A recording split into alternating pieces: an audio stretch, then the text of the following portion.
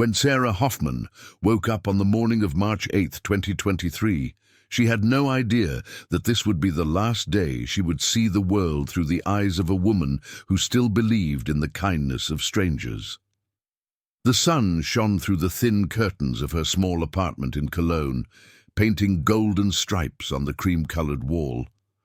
Sarah lay still, the duvet pulled up to her chin, listening to the familiar hum of the city awakening below her. Trams squealed in the distance, car doors slammed, a dog barked somewhere. Everyday sounds that had accompanied her for years, but today they felt different. Today they felt like a farewell. At 59, Sarah had learned that loneliness is not always loud. Sometimes it creeps in quietly, like fog on an autumn morning, and suddenly you realize that you haven't really talked to anyone in a long time. Not superficially about the weather or the news, but about the things that keep you awake at night, about dreams you gave up long ago, about the fear that life will pass you by while you're still waiting for it to begin. Her marriage had failed 7 years ago. No dramatic explosion, no betrayal, no loud words, just a slow drifting apart, like two boats whose ropes imperceptibly come loose until the distance becomes too great to bridge. Klaus had been a good man, solid, reliable, but at some point they had nothing left to say to each other. The silence between them had become heavier than any conversation. After the divorce, Sarah threw herself into her work. As a librarian at the Cologne City Library, she spent her days among shelves full of stories written by other people. She catalogued books, helped students with their research, organized readings for children. It was a quiet, orderly world where everything had its place, including herself. Her colleagues were friendly but distant. They exchanged recipes, laughed at the same jokes, and complained about cuts to the culture budget. But when the workday was over, everyone went their separate ways. Sarah took the number 4 bus home, shopped at Rewe, cooked for herself, and the apartment remained silent. So silent that she sometimes left the TV on just to hear a voice. Her daughter Lena lived in Hamburg, worked in an advertising agency, and had a life full of appointments and ambitions.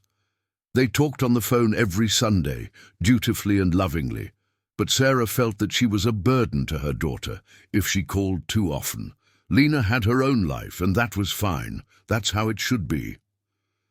Nevertheless, there was a hole left behind that grew bigger the more time passed. On a foggy evening in January, when the snow lay as grey slush on the sidewalks and the city hid behind fogged-up windows, Sarah made a decision. She sat at the kitchen table, a cup of chamomile tea in front of her, staring at her smartphone. The ad kept coming up. Dating apps for people over 50, second chances, new beginnings. She had always swiped them away, embarrassed by the idea of offering herself on the internet like a commodity in a shop window. But that evening, as the wind whistled against the windows and the loneliness weighed heavier than ever, she downloaded the app. Her fingers trembled slightly as she answered the questions. Interests? Reading, walking, classical music. What are you looking for? Honesty, warmth, someone who listens. She chose a photo that Lena had taken 2 years ago on a trip to the Rhine. Sarah was smiling in it, her hair tousled by the wind, her eyes friendly. She looked tired, she thought, but also somehow hopeful. The first few days brought nothing but disappointment. Messages from men who could barely write complete sentences, crude compliments, invitations that were far too direct. Sarah was about to delete the app when on January 28th a message arrived that sounded different from all the others. You have the smile of a woman who has given a lot and has not yet stopped believing in the good. The sender's name was Michael Weber. His profile picture showed a middle-aged man with graying hair, friendly eyes, and a smile that was neither too broad nor too reserved. He was wearing a plaid shirt, and a blurry landscape could be seen in the background. Texas, his profile said. Houston, business owner, widower. Sarah stared at the message. No one had ever spoken to her like that. Not Klaus, not the few men she had met in the years since her divorce. Those words sounded as if someone had looked right through the picture and into her soul. She replied hesitantly, "Thank you. That's very kind. But I think you're overestimating me." The reply came within minutes. "Or you're underestimating yourself." That's how it started. One message led to another, and suddenly not an hour went by without Sarah looking at her phone. Michael wrote with a care that had become rare in a world where everyone typed only short, choppy sentences. He told her about his life in Texas, about the small landscaping company he ran, about the endless expanses and the sky that was so big it made you feel small and safe at the same time.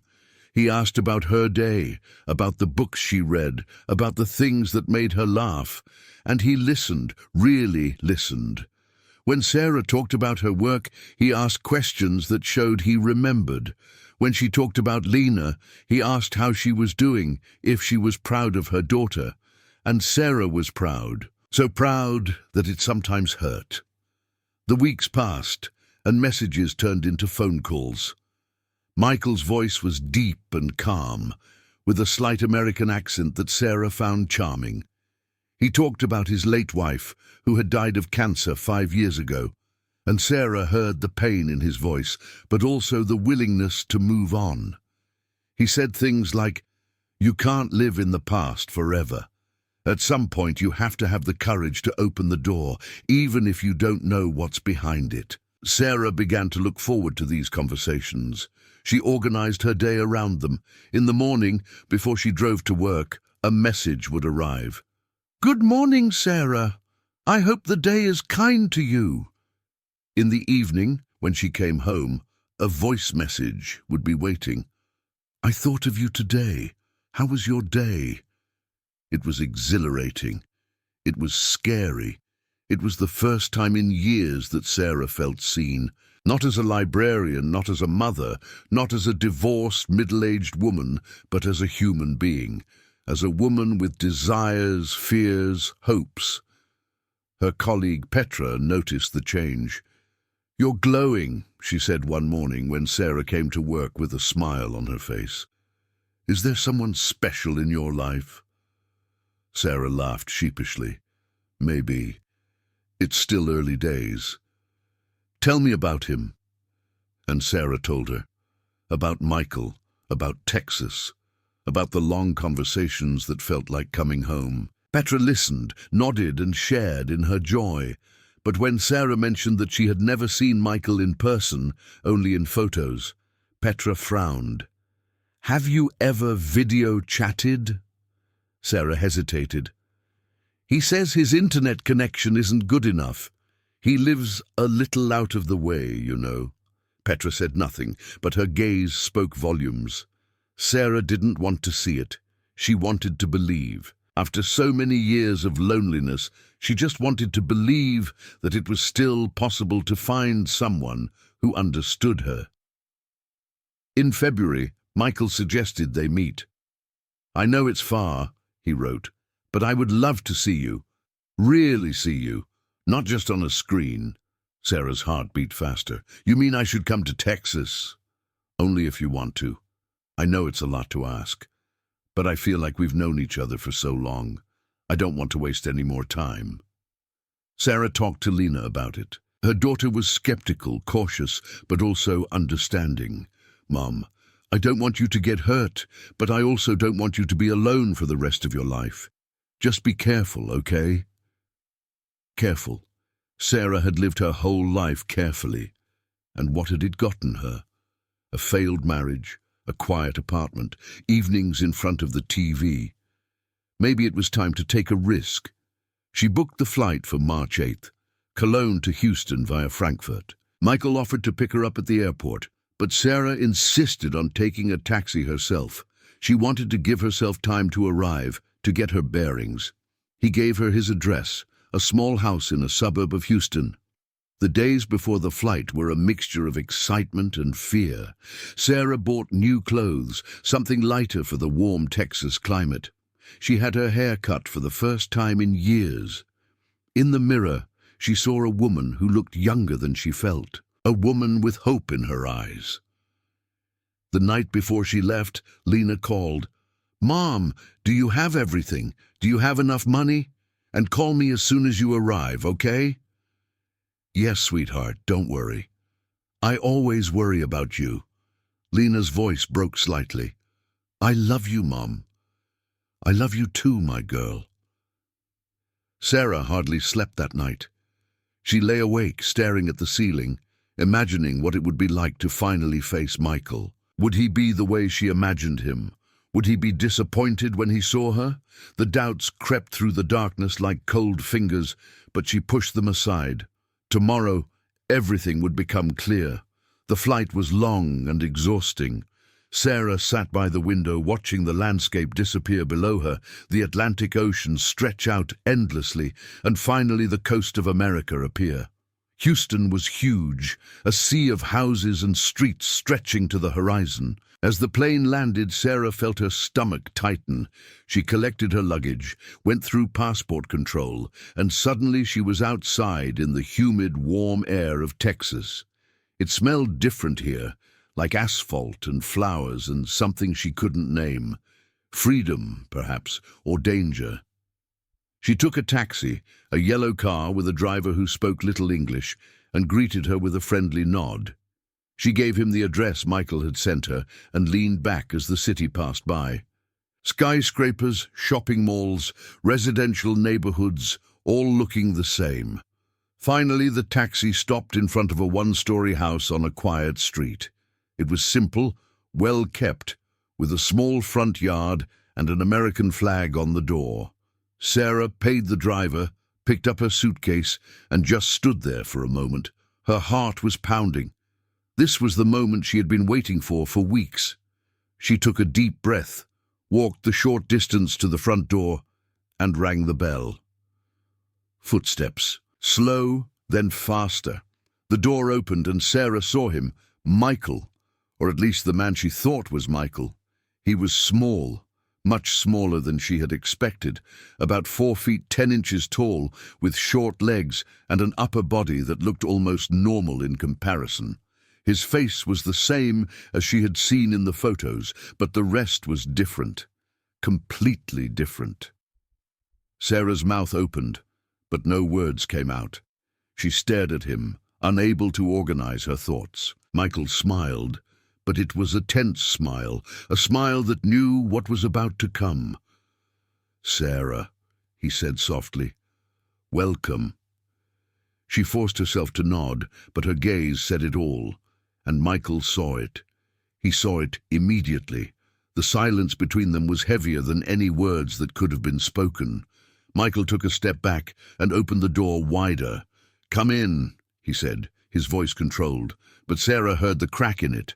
She hesitated, the suitcase still in her hand, unable to move. Her mind raced, trying to reconcile reality with months of conversations, full of hope, full of images that had never shown the whole truth. Michael, I don't understand," she stammered finally. He nodded slowly, as if he had seen this reaction 1,000 times before. "Of course you don't understand, because I didn't tell you." His eyes, which had seemed so warm in the photos, were now filled with something else. Defensiveness. Perhaps shame as well. Sarah crossed the threshold, more out of politeness than desire. The house was tidy, decorated in neutral colors. Landscape paintings of Texas prairies hung on the walls. Everything seemed impersonal, like a showroom. "Please sit down," Michael said, pointing to the sofa. Sarah dropped her suitcase and sat down mechanically. He remained standing, arms crossed, and suddenly he no longer seemed like the man she had spent hours talking to on the phone. He seemed like a stranger. "You should have told me," Sarah said quietly. "And then what?" His voice became sharper. "Then you would have talked to me? Then you would have booked the flight?" He laughed bitterly. "People like you always say that honesty is important. But honesty just means you can say no faster. That's not fair." "Fair?" He came closer, his eyes flashing. "You know what's not fair? Being stared at my whole life. being treated my whole life like I'm worth less, like I'm a joke. Sarah felt tears welling up in her eyes. Michael, please, I'm not here to hurt you. But you already have, with that one look, with that face when you opened the door. She didn't know what to say. Everything felt wrong. The air in the room grew thicker, heavier. Michael's jaw tightened. "I'll get you something to drink," he said suddenly, and disappeared into the kitchen. Sarah was left alone, her head pounding. She wanted to leave, but where would she go? She was thousands of miles from home. Michael returned with 2 glasses. "Iced tea," he said. She accepted it gratefully. Her throat was dry.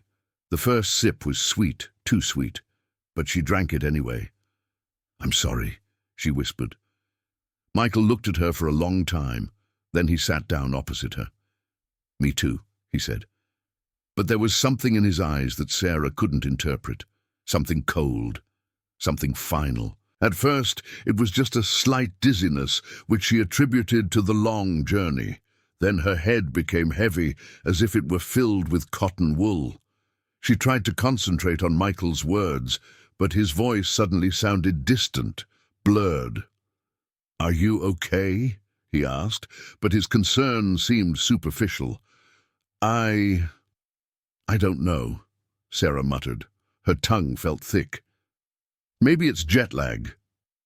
Lie down for a moment. The guest room is right there." He pointed to a door at the end of the hallway. Sarah wanted to protest, wanted to say that she'd rather find a hotel, but her legs weren't obeying her properly anymore. She stood up, swayed, and Michael was immediately beside her, supporting her arm. His touch felt wrong, too firm, too controlling. "Come on, I'll help you." He led her down the hallway. Sarah's vision blurred. The walls seemed to be moving. Panic rose within her, but her body didn't respond. She couldn't walk, couldn't scream. She could only breathe, shallowly and quickly. The room was dark, the curtains drawn. Michael lowered her onto the bed. Sarah tried to keep her eyes open, but the darkness pulled her down. What did you—" she managed to say. Michael stood over her, his face expressionless. "Just something to help you relax. You were so tense." "Please," she whispered, but the words dissolved before they were fully formed. The last thing Sarah saw before the blackness swallowed her was Michael's face, cold, empty, and there was no pity left in his eyes. When she came to, it was night or morning. She didn't know. Her head was pounding, her mouth was dry. She tried to move, but her arms were heavy as lead. Slowly, consciousness returned, and with it, fear. She was still in the guest room, alone. The door was ajar, silence behind it. Sarah forced herself to sit up. Her body protested, but she fought her way up. Every muscle ached. She fumbled for her cell phone, not in her bag, not on the nightstand, nowhere. Panic overwhelmed her. She stood up, staggered to the door, and opened it carefully. The hallway was dark and empty. She heard noises coming from the kitchen. Water was running. Dishes were clattering. Sarah crept back into the room, desperately searching for her suitcase. It was standing in the corner, open. Her things had been rummaged through. Her passport was still there, but her phone was missing. She heard footsteps. Michael was coming down the hallway. Sarah quickly sat down on the bed and tried to appear calm. He appeared in the doorway with a tray. "You're awake. Good. I made you something to eat." "Where's my phone?" Sarah asked, her voice trembling. Michael set the tray down. "You slept a lot. You needed it." "My phone, Michael," he sighed. "You were confused. I thought it would be better if you rested without distractions. Give it to me. Now." Her voice grew firmer, even though fear permeated every fiber of her body. Michael's face hardened. "You don't understand. I did all this for us, so we'd have a chance." "A chance?" Sarah's voice broke. "You drugged me." "I calmed you down," he suddenly shouted. Then more quietly, You wanted to leave. I saw it, like everyone else. Sarah stood up, her legs trembling. I want to leave now. Michael stepped into the doorway, blocking the exit. No, he said quietly. Not yet. Her mother had promised to call as soon as she arrived in Houston. That had been 48 hours ago. Lena had called several times, sent messages, even written an email. Nothing. Only silence. On the morning of March 10th, Lena sat in her office in Hamburg, staring at her phone. Her colleague, Marie, noticed her unease. Everything okay? My mother, Lena said quietly. She flew to Texas to meet someone, a man from the internet, and now she's not answering her phone. Marie frowned. Do you have his contact information? Just a name. Michael Weber, and an address in Houston. Lena scrolled through her mother's old messages. I shouldn't have let her go. Call the police. In America, I don't even know how that works. Marie put her hand on her shoulder. Then find out. Now. Lena frantically Googled Houston Police Department, non-emergency line. She dialed with trembling fingers. A friendly voice answered. HPD, how can I help you? Lena's English was good, but the words came out haltingly. My mother. She flew to Houston 2 days ago. She hasn't called. I'm worried. The officer asked questions. Name, address, last contact. Lena gave him everything she knew. It felt like a drop in the ocean. We'll do a welfare check, the officer finally said. Give us the address. Lena read it out, her voice almost breaking. Please find her.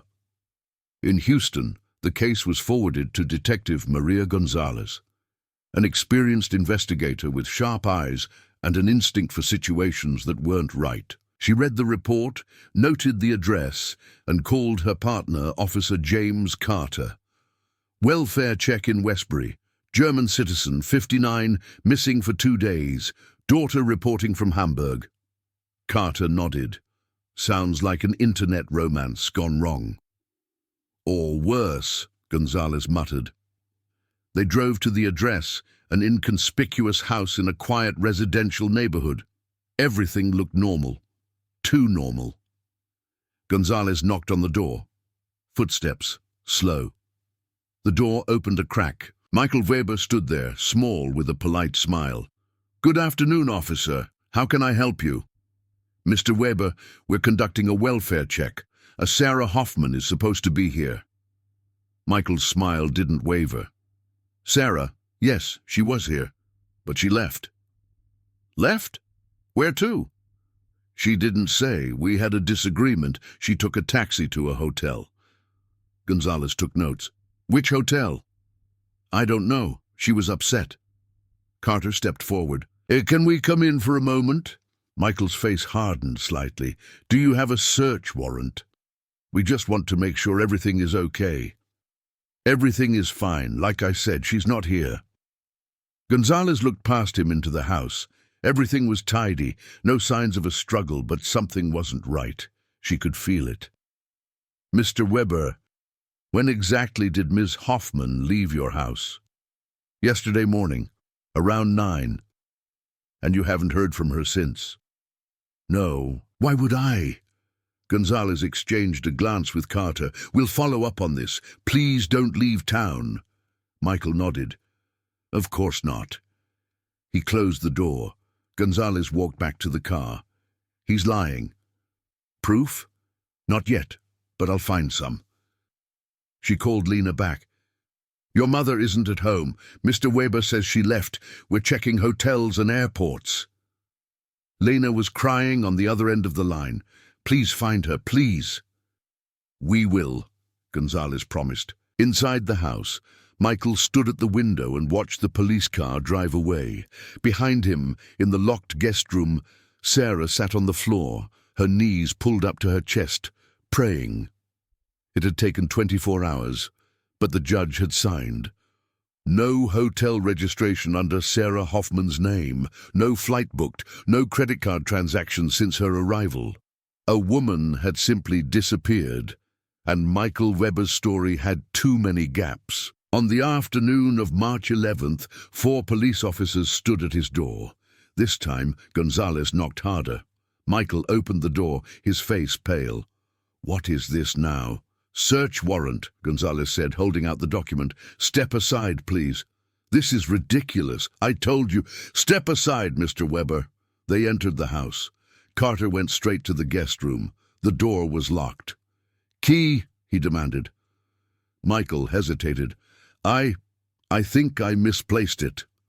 Carter kicked the door in. The room was empty, but not deserted. A suitcase stood in the corner, open. A jacket lay on the bed, neatly folded. On the nightstand was a glass of water, half drunk. "You said she left," Gonzalez said coldly.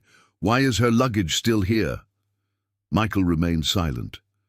Forensic experts searched the house. In the bathroom, they found traces of cleaning products, too much for a normal cleaning routine. In the kitchen, a pill bottle, benzodiazepines, prescribed in Michael's name, but almost empty, even though the prescription was only a week old. Gonzalez held up the bottle. "What do you need these for, Mr. Weber?" "To sleep. I have trouble falling asleep." "Interesting. Half of it is missing." In Michael's laptop, the technicians found search histories, all after Sarah's arrival. Sedation dosage adults. How long does someone remain unconscious? Disposal of organic material Texas. Gonzalez stood in front of him. "Where is she?" "I don't know. Your computer says otherwise." Michael broke down, literally. He sank onto the couch, head in his hands. "She wanted to leave. She looked at me like a monster. I've been looked at like that my whole life." "What did you do?" Silence. Then, quietly, "I just wanted her to stay, to give me a chance." "Did you give her the medication?" He nodded almost imperceptibly. "And then?" "She slept. I thought, when she woke up, when she calmed down, we could talk. But she didn't wake up, not properly. She was confused, scared. She screamed." His voice broke. "I panicked." Gonzalez felt her stomach clench. "Where is Sarah Hoffman?" Michael looked at her, tears in his eyes. "In the bayou, about 30 miles south. I'm so sorry."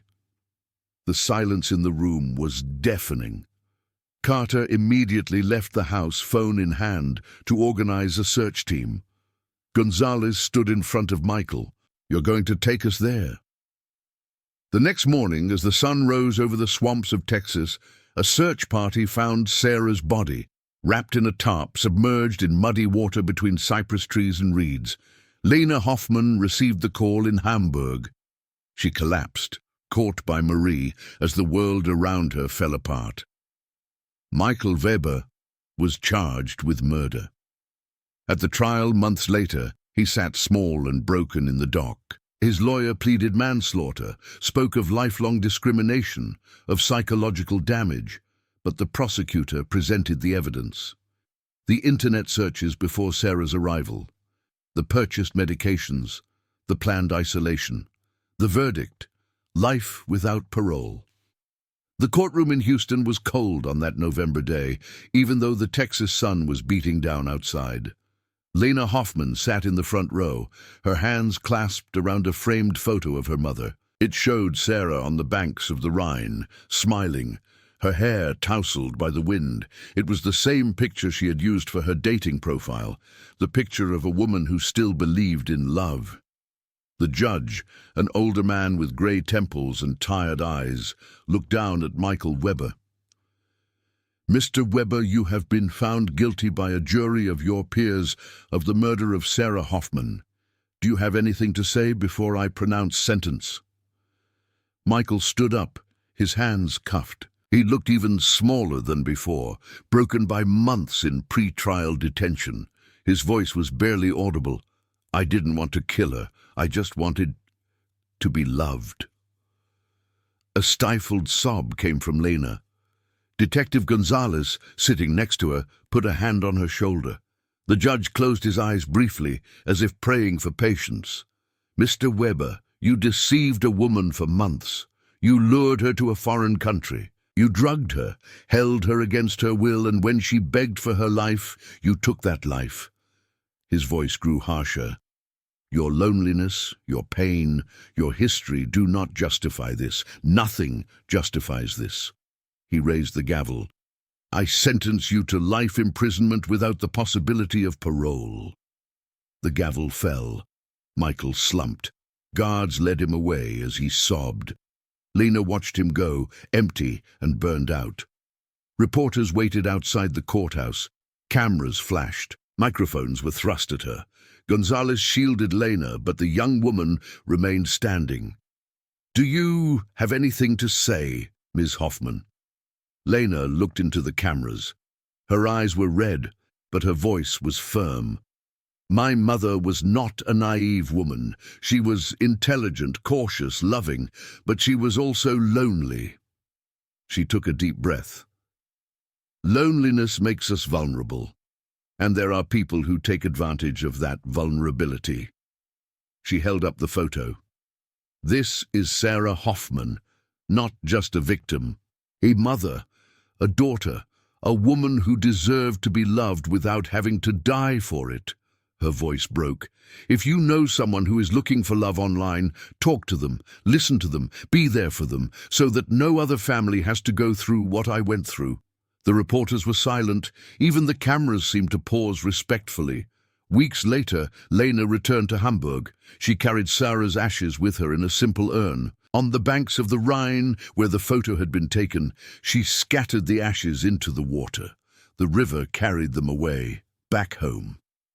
"Rest in peace, Mom," she whispered. "You deserved love. Real love." In Texas, Michael Weber sat in his cell and stared at the wall.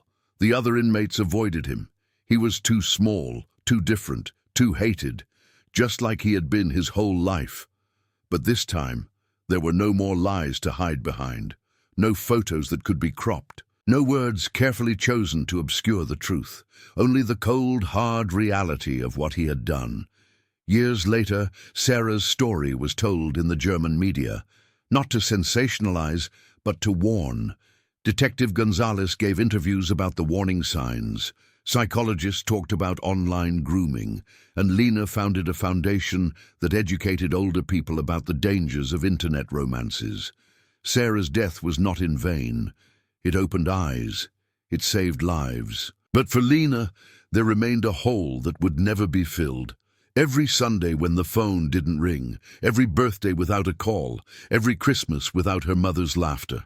Loneliness had led Sarah to Texas. But love was never meant to find her there. Only death.